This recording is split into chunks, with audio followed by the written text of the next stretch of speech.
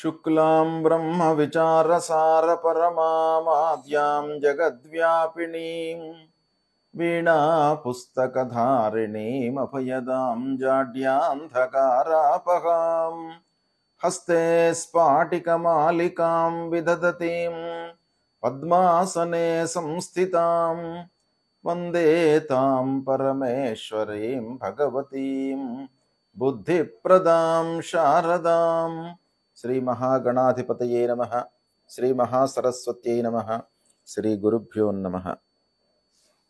2024 సంవత్సరము డిసెంబర్ మాసంలో మిథున రాశిలో జన్మించినటువంటి వారికి గోచార ఫలితాలు ఎలా ఉన్నాయో తెలుసుకుందాం.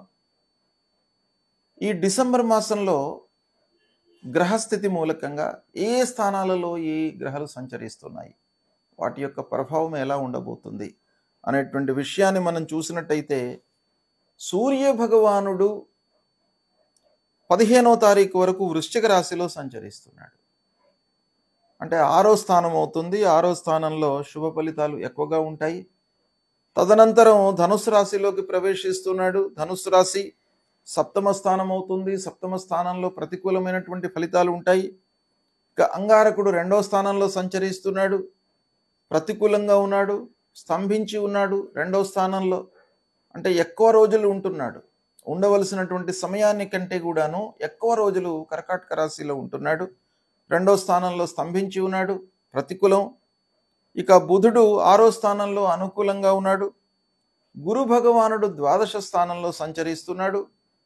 అయితే 12వ స్థానంలో సంచరిస్తూ ఉన్నాడు గోచార రీత్యా, కానీ వక్రించి ఉన్నాడు.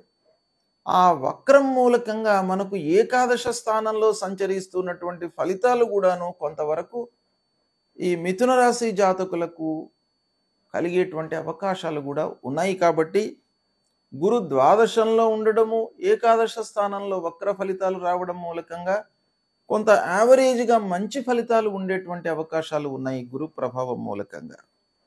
ఇక శుక్రుడు 8వ స్థానంలో అనుకూలంగా ఉన్నాడు. శనీశ్వరుడు భాగ్యస్థానంలో ప్రతికూలంగా ఉన్నాడు. రాహువు 10వ స్థానంలో ప్రతికూలంగా ఉన్నాడు. కేతువు అర్ధాష్టమ స్థానంలో ప్రతికూలంగా ఉన్నాడు. ఈ విధంగా ఎక్కువ గ్రహాలు గోచార రీత్యా ప్రతికూలమైనటువంటి స్థానాలలో సంచరిస్తున్నాయి గనక ప్రతికూలతనే ఎక్కువగా గోచరిస్తుంది. అయితే గురు భగవానుడి యొక్క వక్రత్వం మూలకంగా కొంత మంచి ఫలితాలు ఉండే అవకాశాలు ఉన్నాయి. ఇకపోతే ఓవరాల్గా ఈ గ్రహస్థితి మూలకంగా సమిష్టి ఫలితాలను చూసినట్టయితే ప్రతికూలతనే ఎక్కువగా గోచరిస్తుంది. కొన్ని సందర్భాలలో కొన్ని విషయాలలో మంచి ఫలితాలు మినహాయించి ఎక్కువ మోతాదులో ప్రతికూలం ఉండే అవకాశాలే ఉన్నాయి. కనుక నిర్ణయాలు మీరు జాగ్రత్తగా తీసుకోవాలి, ఆచితూచి వ్యవహరించాలి. 1కి 4 సార్లు ఆ విషయం గురించి ఆలోచించాలి. కూలంకషంగా ఆ విషయం గురించి మనం తెలుసుకోవాలి. అప్పుడే ఆ పనిని ప్రారంభించాలి. ఇక 1-2 వారాలలో, మొదటి 2 వారాలలో ఉద్యోగం చేస్తున్నటువంటి వారికి శుభ సమయము బాగా కలిసి వస్తుంది. ప్రభుత్వ ఉద్యోగులకు, ప్రైవేటు ఉద్యోగులకు, కార్పొరేట్ వ్యవస్థలో పనిచేస్తున్నటువంటి వారికి అందరికీ కూడాను మొదటి 2 వారాలు బాగా కలిసి వస్తాయి. ఇక ఆ 2 వారాలే కాకుండా ఇంటి వాతావరణం కూడాను మీకు అనుకూలంగా ఉంటుంది.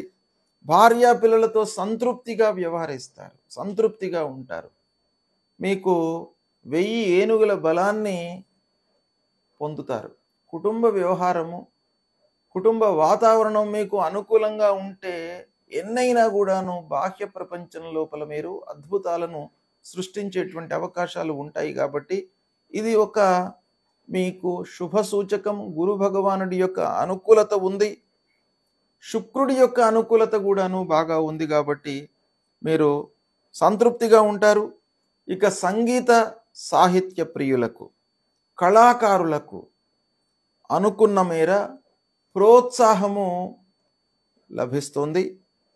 అయితే కొన్ని విషయాలలో కొంత మనస్తాపానికి గురయ్యేటువంటి అవకాశాలు కూడా ఉన్నాయి కళాకారులు. కాబట్టి కళాకారులు మరీ ఎక్కువగా ఊహించుకోకుండా మీకు ప్రోత్సాహం వస్తుంది, ప్రజల నుండి ప్రోత్సాహం వస్తుంది, దర్శకుల నుండి వస్తుంది, విమర్శకుల నుండి వస్తుంది. ప్రోత్సాహం మట్టుకు మీకు లభిస్తుంది.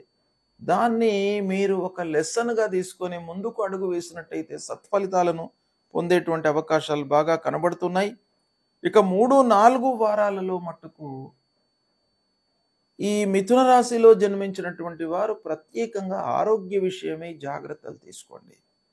అనర్థాలేమీ జరగవు, కానీ 3-4 వారాలలో మీకు పని భారం పెరగడం మూలకంగా ఆఫీసులో కానివ్వండి, వ్యవహారంలో ఉన్నటువంటి వాళ్ళు, వ్యాపారంలో ఉన్నటువంటి వాళ్ళకి కానివ్వండి, వ్యవసాయదారులకు, పారిశ్రామికవేత్తలకు అందరికీ కూడాను పని భారం పెరిగేటువంటి అవకాశాలు బాగా కనబడుతున్నాయి. తద్వారా ఏమవుతుంది, మీరు ముఖ్యమైనటువంటి పనులను ఓవర్లుక్ చేసేటువంటి అవకాశాలు ఉన్నాయి. అంటే సమయానికి భుజించకపోవడము, ఆహార నియమాలను పాటించకపోవడము, శరీరంపై మనస్సు నిలుపకపోవడము, ఇలాంటివన్నీ కూడాను జరిగే అవకాశాలు ఉన్నాయి. తద్వారా మీకు ఆరోగ్య సమస్యలు కొంత ముందుకు వచ్చే అవకాశాలు ఉన్నాయి. కాబట్టి దానిపై మనస్సు నిలపండి. ఇక బంధువర్గము, స్నేహితులతో ఖర్చులు పెరుగుతాయి. బంధువులు మనకు ఫ్రీక్వెంట్గా ఇంటికి రావడము, వాళ్ళతో మీరు మంచి మాట మాట్లాడదాము అని అనుకున్న సమయంలో వాళ్ళు ఏదో ఆశించి మిమ్మల్ని డబ్బు అడగడము, వాళ్ళ మూలకంగా మీరు సరే వాళ్ళు కష్టాలలో ఉన్నారు అనేటువంటి భావనను వాళ్ళు కలిగించడం మూలకంగా మీరు ఏదో కొంత సహాయం చేయడము, అది మళ్ళీ తిరిగి రాకపోవడము, తిరిగి వచ్చేటువంటి క్రమం లోపల ఎంతో ఇబ్బందులకు, ఎన్నో కలహాలకు, మనస్పర్ధలకు గురయ్యేటువంటి అవకాశాలు గోచరిస్తున్నాయి. కాబట్టి కొంత డబ్బు విషయంలో జాగ్రత్తగా ఉండండి. స్నేహితులు, చిన్ననాటి స్నేహితులు, మీతో కలిసి చదువుకున్నటువంటి మిత్రుల యొక్క సమాగమము మూలకంగా, వాళ్ళు రావడం మూలకంగా మీకు కొంత ఖర్చులు పెరిగేటువంటి అవకాశాలు గోచరిస్తున్నాయి. ఇక వ్యవసాయదారులు పెట్టుబడులు జాగ్రత్తగా చేయాలి. పారిశ్రామికవేత్తలు కూడాను మిషనరీ రీప్లేస్మెంట్ పై కొంత మనస్సు నిలపాలి. వాటి మూలకంగా మీకు ఇబ్బందులు కనబడుతున్నాయి. ఇకపోతే ఊహించిన దానికంటే కూడాను కొన్ని విషయాలలో విభిన్నమైనటువంటి ఫలితాలు ఉండే అవకాశాలు ఉన్నాయి. శుభకార్యాల మూలకంగా ఖర్చు కనబడుతుంది, శుభకార్యాలు చేస్తారు, పిల్లల విషయంలో మంచి జరుగుతుంది. ఇక ప్రారంభించినటువంటి పనుల లోపల కొంత ఆలస్యం ఉన్నప్పటికీ పనులు మట్టుకు నెరవేరుతాయి, సత్ఫలితాలను పొందుతారు. ఇక వృత్తిపరంగా కొన్ని సమస్యలు ముందుకు వస్తున్నాయి. అంటే వృత్తి లోపల కాంపిటీషన్ పెరిగేటువంటి అవకాశాలు కనబడుతున్నాయి. ఆ కాంపిటీషన్కి మీరు తట్టుకొని నిలబడడం అనేటువంటిది ప్రధానంగా ఈ మాసం అవసరము. దాని మూలకంగా మీకు కొంత మానసిక స్థైర్యము, శారీరకంగా మీరు నిలబడము, వీటిపై మనస్సు నిలపాలి. కాంపిటీషన్ మట్టుకు ఈ మాసం లోపల ఎదుర్కోవలసి వస్తుంది. ఇక పనివారితో కొంత జాగ్రత్తగా ఉండాలి. ఇంటిలో పనిచేస్తున్నటువంటి వాళ్ళు కానివ్వండి, పారిశ్రామికవేత్తలు, కర్మాగారాలలో పనిచేస్తున్నటువంటి వాళ్ళు కానివ్వండి, ఈ లో స్థాయిలో ఉన్నటువంటి వారితో కొంత మీరు జాగ్రత్తగా ఉండాలి. వస్తువులు ఎక్కడనో పెట్టి మరిచేటువంటి స్వభావం కూడాను ఈ మాసం లోపల ఎక్కువగా కనబడుతుంది. తీర్థయాత్రలు, విహారయాత్రలు చేస్తారు, ప్రణాళికలు వేసుకుంటారు. సరే, ఆర్థికపరమైనటువంటి ఇబ్బందులు ఒక పక్కన ఉన్నప్పటికీ దైవ దర్శనాలపై మనస్సు నిలుపుతారు. తీర్థయాత్రలు చేయాలేటువంటి మనస్సు ప్రబలంగా మీ లోపల పెరిగేటువంటి అవకాశాలు ఉన్నాయి. ప్రయాణాల మూలకంగా కొంత అలసట కనబడుతుంది. కాబట్టి ప్రయాణాలు అవసరం అనుకున్నటువంటి ప్రయాణాలను మట్టికే చేయండి. అనవసరమైనటువంటి ప్రయాణాలను పక్కన పెట్టండి లేదా పోస్ట్పోన్ చేసుకోండి.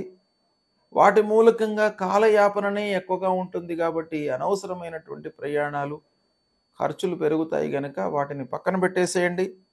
ఇక ఆస్తుల విషయంలో కొంత తగాదాలు కనబడుతున్నాయి. అంటే ముఖ్యంగా ఆస్తులు అంటే పిత్రార్జితము, పూర్వీకుల నుండి వచ్చినటువంటి ఆస్తుల విషయంలో కొంత జాగ్రత్తలు తీసుకోండి. మరీ ప్రొలాంగ్ చేసుకోకుండా వాటిని ఏదో రకంగా మీరు ఆ సమస్యలను పరిష్కరించుకోవడంపై మనస్సు నిలపండి. పరిష్కార మార్గాలు లభిస్తాయి. కాబట్టి అనవసరమైనటువంటి తగవులలోకి వెళ్ళకుండా ఉండడం చాలా మంచిది. ఇక ముఖ్యంగా ఈ మాసంలో మిథున రాశిలో జన్మించినటువంటి వారు మధ్యవర్తిత్వానికి దూరంగా ఉండాలి. ఎవరో ఇద్దరు కలహించుకున్నట్టయితే మీరు మధ్యలో వెళ్ళినట్టయితే వాళ్ళ ఇద్దరిది కూడాను మీ పైన భారం పడేటువంటి అవకాశాలు ఉన్నాయి. కాబట్టి మధ్యవర్తిత్వం చేయకండి. మధ్యవర్తిత్వం చేసినట్టయితే అన్ని రకాలుగా మీకు అనర్థమే కనబడుతుంది. కనుక జాగ్రత్తగా ఉండండి. ఈ విధంగా గ్రహస్థితి మూలకంగా ఫలితాలు ఉన్నాయి. ఇక మిథున రాశి జాతకులకు ముఖ్యంగా గురు భగవానుడు, శనైశ్వరుడు, రాహువు, కేతు ప్రధానమైనటువంటి గ్రహాలు. ఈ గ్రహాలు ప్రతికూలంగా సంచరిస్తున్నాయి. కాబట్టి గురుప్రీత్యర్థమై దత్తాత్రేయ స్వామిని కొలవండి. దక్షిణామూర్తి స్తోత్రాన్ని పారాయణం చేసుకోండి. ముఖ్యంగా తల్లిదండ్రులను సేవించండి. గోవును సేవించండి. గోమాతను సేవించండి. గోమాతను సేవించడం మూలకంగా మీకు అన్ని దేవతల యొక్క అనుగ్రహము లభిస్తుంది. కాబట్టి గోమాతను తప్పకుండా మీరు నిత్యము వీలైతే దర్శనం చేసుకోండి. ఆ గోవును ఒక్కసారి స్పృశించి నమస్కారం చేసుకున్నట్టయితే మీకు అందరి అనుగ్రహము లభిస్తుంది. తల్లిదండ్రుల అనుగ్రహం లభిస్తుంది. దేవతల యొక్క అనుగ్రహం లభిస్తుంది. అందరి అనుగ్రహం కూడాను ఆ గోమాత మూలకంగా మీకు లభిస్తుంది. కాబట్టి ప్రతినిత్యం కూడాను గోవును సేవించండి. ఆంజనేయ స్వామి దేవాలయానికి ప్రత్యేకంగా ప్రతినిత్యము వెళ్ళండి.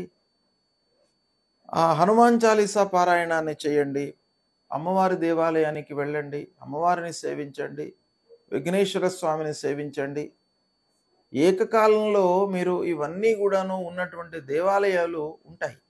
మీకు సమీపంలో ఆంజనేయ స్వామి, విఘ్నేశ్వరుడు, శివుడు, సుబ్రహ్మణ్య స్వామి, అమ్మవారు, గోమాత, గోశాల ఉన్నటువంటి దేవాలయం ప్రాంగణాన్ని మీరు చూసుకోండి.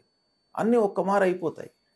కాబట్టి ఇలాంటి దేవాలయం చూసుకొని మీరు ప్రతినిత్యం కూడా వెళ్ళి 1-2 నిమిషాలు నిశ్చలమైనటువంటి మనస్సుతో ఆ భగవంతుడి ముందు నిలబడి ప్రార్థన చేసుకొని మీ కార్యకలాపాలను మీరు కొనసాగించినట్టయితే తప్పకుండా మీకు శుభ ఫలితాలు కలుగుతాయి. శుభం.